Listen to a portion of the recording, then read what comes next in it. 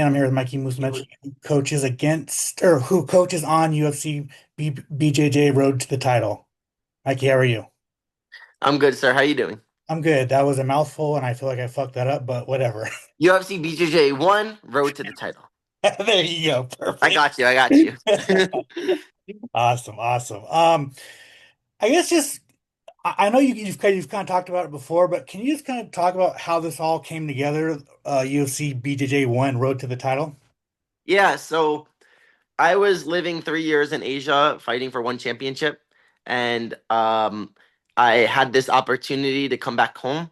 My parents and family live in Vegas, and I was talking to Hunter from UFC, Claudia, and Techi. And we all got together in a room, and I wanted to be a part of something the biggest it could be for my sport, right? So that gives me the most fulfillment if I can make our sport of jiu-jitsu grow to the masses, to the biggest that it could grow. So when I talked to them, we formulated this game plan of us making this UFC BJJ and starting everything from scratch with belt, with everything, the rules. So that was basically in December, and it just took a few months for it to start. Obviously, to make a mass production of something, it takes a few months, right? But once that got going, now the ball like got rolling. Now we're here, right? So that's basically how this all came about. Awesome. Well, thank you for letting me know. There were rumors that you were going to be coaching against Gordon. Was there any truth to that? Yes. Initially, me and Gordon Ryan were supposed to be the coaches of this show, but Gordon's health issues made him not able to do that. Um, I wish the best for him in his health, but he wasn't able to do this show because of his health issues. And AJ Agazarm said recently that you turned him down for the show. Is that That is false. I sent the article that released that. I sent it to them. Um, Techi, the head, I messaged immediately, and he showed me text messages. He was just an alternate for the 155, and he got declined to even be on the 155. So he just someone that lies like that, just blatantly says things. It's just really annoying, you know. But good for him trying to get himself in media and get attention. But I actually saw the text messages with Tex Techi and AJ Agazarm, and AJ Agazarm being an alternate for the show. So there's no truth to what this guy says. He's a joke. gotcha, gotcha. I did want to ask. If anyone wants to like clarify that, Techi could show his texts with AJ Agazarm, and you guys could see um, who's lying versus not. Gotcha, gotcha. Thank you for that. I did want to ask. So Harrison Gabriel, right?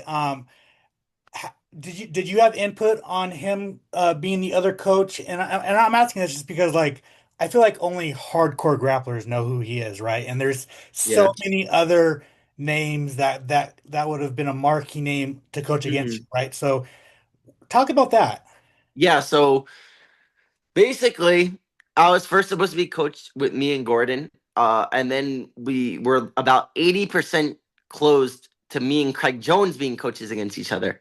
And I was talking to Craig every day during this time. And I'm cool with Craig. We're on a good terms. He'll roast me, but like loving roast. Like he won't go too far, at least. Like that guy's horrifying on the computer, right? But at least he'll like stab me, but he won't like go for my heart. Right, So right. that's nice. But we were supposed to be coaches with each other, and it was about 80% closed. But then he ended up going with Flow Grappling instead. Okay. So that went off the table. And then for me to fight in my division, after that, I was like, okay, those are the two guys I would do out of my weight class to do a show because I'd have to fight them at the end, right? Right, right, right. So if I'm not fighting those two guys, I'm better off just doing my weight class and legitimizing my division, right? So at this point, I was just they wanted Baby Shark as well. But Baby Shark is exclusive to one championship. Gotcha. So we couldn't use him. I've been trying to fight him for like a year now, but unfortunately, he couldn't fight me when he signed with one when I signed with one, but he couldn't fight me that whole time. Then when I left one, now he's saying he's exclusive to one. So it's just whatever. But you understand this fucking crazy shit I deal with, uh, but anyways, yeah, so that didn't work out, and then we're just like, okay, what should we do? And Rarison just came off of a big win against Baby Shark. So it became more about us just having integrity in my division, like just Okay. having a high level person in my division.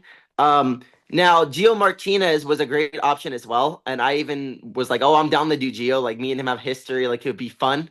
But UFC wasn't really for me and Gio because Gio, first of all, never competes in 135.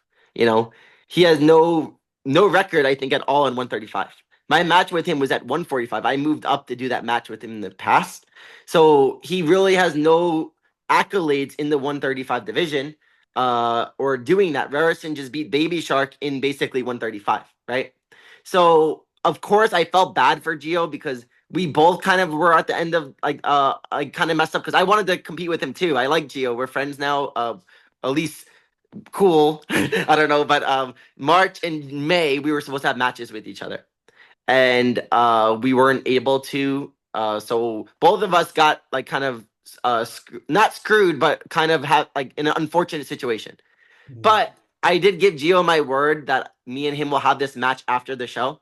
If I win, of course, right? Right. I don't want to like say I'm gonna win. I have a tough match ahead, so I have to get through this match. And I promised him that he'll be my first title defense if I win this match. Like I gave him my word. Like I'll literally refuse any other match. Like poor guy just had to sit out twice. Like he deserves this match.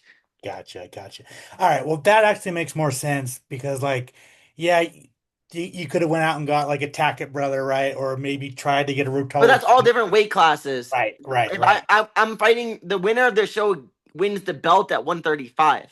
Like Got the win me versus Rarison is for that division. So that's why we didn't do anything else. I just wanted like it became me just doing my weight class legitimacy.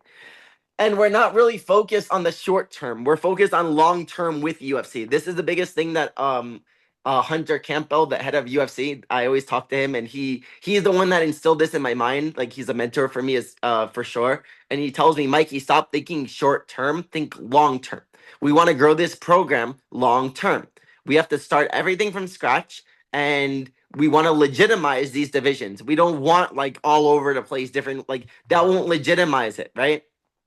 Gotcha. Yeah, no, it makes complete sense when you say it like that. And Rarison just beat Baby Shark, so he is a top guy. You know what I mean? Right, And he come and his history, his story coming from the favelas in Brazil, overcoming that, and then being a high level competitor. It's a really amazing story. So I think that element, people out of jiu-jitsu, not just jiu-jitsu nerds, will really enjoy hearing his story. And he's an awesome person. Like I really enjoyed meeting him and getting to know him. So. I feel like people will enjoy his story, and he deserves like this recognition. Like he's awesome. gotcha, gotcha. I was actually gonna ask this a little bit later. Like I kind of finished the interview with this, but like and you've already kind of talked about it, but like how do you in your mind get casual sports fans to enjoy jujitsu? I kind of always thought maybe combat jujitsu, Yeah, but like a lot of grapplers won't do that because it's physical, right? So because how of CTE. yeah, exactly, exactly. So how do you think how does a casual sports fan come to enjoy jiu-jitsu just like boxing or MMA or karate or anything like that, you know? Yeah, so definitely it's a hard sell for us because we don't have strikes or kicks, right? Right, It's so easy for a casual to just see punches and kicks and just instantly be entertained. right, right. We don't have punches or kicks. So definitely the problem with jiu-jitsu at this point has been the rule set. The rule set being so based on points, based on resetting, stopping and resetting, people playing the game, stalling, all these things in jiu-jitsu. This is the biggest problem. And then people are rewarded for this. Now with the new rule set, basically, it's a form of CGI rules. Shout out to Craig Jones for this rule set that he created. Basically, it was a hybrid of ACB. It was like this Russian tournament back in the day, Mhm. and then Karate Combat's Pit. He used Karate Combat's Pit for his event, and it was a 10 point must score system, just like MMA. So it's really familiar and popular for fans, and we incorporated that style as well. And I believe that this rule set really creates action of submissions. But one thing I'll say is Craig's rule set. was more about positional dominance. It wasn't as much submissions. I just came from one championship, so one championship's rules are they only count submissions as points. So I kind of talked to him. I wanted to kind of be a hybrid of that, like a little more about submissions than just positional, and about the 10 point must like Craig did. So it's a little bit changed about more submission based. It's supposed to be. Now, how do we make this exciting? One, it can't be any stopping. Like that's why this octagon that we have now creates that because it doesn't. There's no stopping. This bowl, octagon, octabowl, whatever you guys call it. Um, there's just no stopping, so the ref never goes in and says stop. So then it just makes it that the person's just both people are just killing each other, and it doesn't stop the match. I think that that instantly changes the dynamic of a match from what I watched, especially on the show. Right. Um, the second thing is again, I got a lot of hate, not hate, but a lot of people laughing when I said about jiu-jitsu being violent. That the extremes of your arms and legs falling off. Okay, arms and legs will not actually physically fall off. Maybe they will, like over time. But what I was getting at is it's a violent sport.